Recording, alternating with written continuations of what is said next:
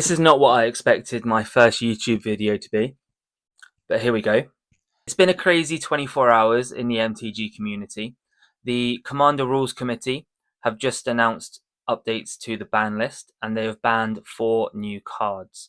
Those cards being Nadu Winged Wisdom, Dockside Extortionist, Mana Crypt, and Jeweled Lotus.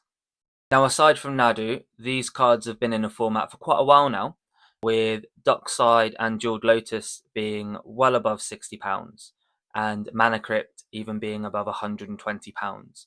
As we speak, those prices are still plummeting. Whilst I only play Commander casually, I can see some benefits to this ban update. For instance, making the turn 0 conversation possibly even non-existent. However, it does make me wonder a few things because fast mana is still available in the format.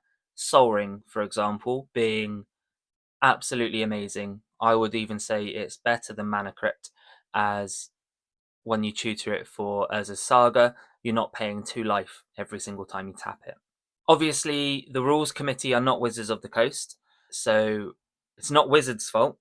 However, I can't really see them being too pleased with this either, as things like Dockside, Jeweled Lotus, Mana Crypt, they would have been amazing chase cards to put into a new set to make people want to buy that set. And from a CEDH point of view, I don't play it myself, but things like Mana Crypt, Jeweled Lotus, they're expected in the format. Fast mana is one of the key things for me that separates CEDH from casual Commander. Especially with Jeweled Lotus literally being designed for Commander. These bans have caused people's decks to drop up to £250 overnight, possibly even more if you went with the special treatment cards. And there's been many people calling for a separate committee for CEDH, with different ban lists, and I can see quite a few pros to this. It would mean the CEDH format can grow and develop in its own ways. The game itself is already so far detached from the casual Commander anyway, I always treat it as a completely different game. I do think, though, that the Rules Committee have, in the announcement, made it very clear. I think that they are definitely committed to keeping the format fun and creative by giving those games time to develop and to get your board state going, rather than just having one person run away with it and win by turn 4. And as a casual Commander player, I absolutely love seeing that the committee are committed to this. And I myself, I didn't really have Mana Crypts or anything like that in my decks. I owned them. I only have Mana Crypt in one deck. I wouldn't say it's CDH, it was just a high power casual, but for that, I'll just probably swap it out for a different Mana Rock, or maybe even a different card altogether. With the 1, 2, or even 3 cards you're going to have to replace in your Commander deck, I think it is going to have the intended effect.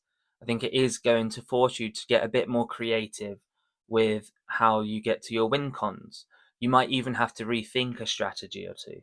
And whilst I don't think having to replace these cards is a massive impact on like the ability of your deck or your deck building, it's definitely going to have an impact on the pace of the game.